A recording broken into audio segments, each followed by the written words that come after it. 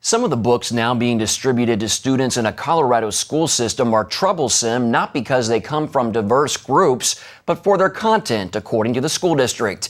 Here with the latest on this story, CBN News first brought you a week ago, is Candy Cushman with Focus on the Family. Welcome, Candy. Thank you.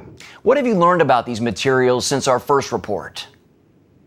Well, I've learned that the school appears to be really trying to take a reasonable and a responsible approach, and that they have limited some of these materials to high school.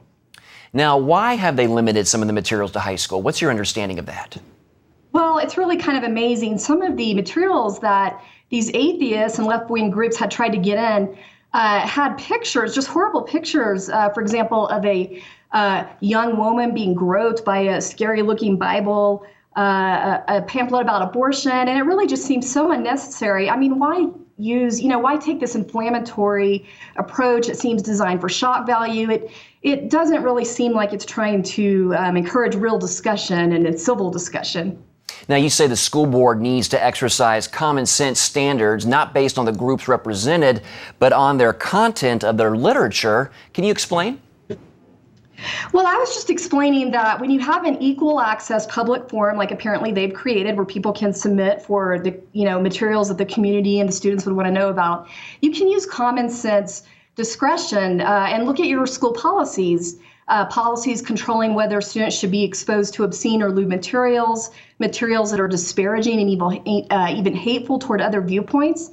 And so some of these materials had titles like cookie cutters, Christ cookie cutters, the image I just described about the Bible groping a young woman. Obviously, this could be construed and is hostile toward a certain people group or viewpoint.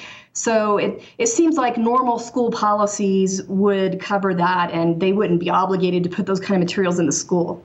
Now, where do things stand now? I understand two of the pieces of literature submitted to be distributed at the schools have been banned from junior highs, but are allowed to be distributed at the high schools. Is that correct? That's right. And I do think the school's doing its best to avoid censoring any group and taking a common sense approach. But in my opinion, I don't think they're under any kind of obligation to put this at the middle school or the high school, because I think there are common sense policies that would apply. And really, I don't know what abortion or a Bible, this graphic image on the cover really has to do with the issues at stake here. What can parents and others who are concerned about what's happening do?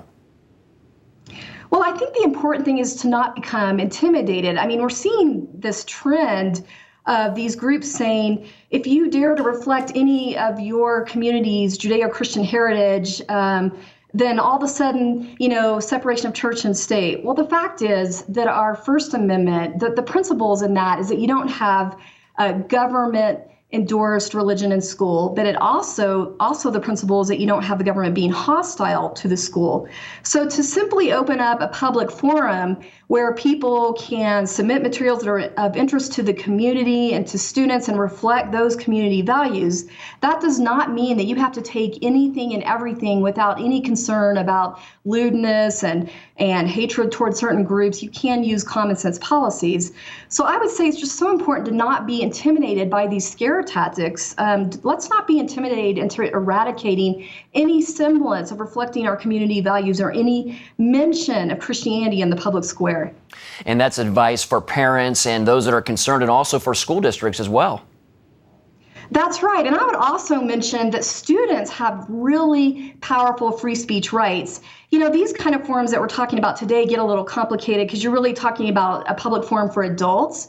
But there's nothing stopping students from taking the initiative here. And in fact, we have an initiative for students called Bring Your Bible to School Day. It's going to be on October 6th this year. And nothing is more powerful than students exercising their First Amendment rights and just making it clear that they are not ashamed to express their personal values and something they believe in. And that's bringyourbible.org.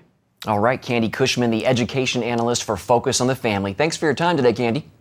Thank you.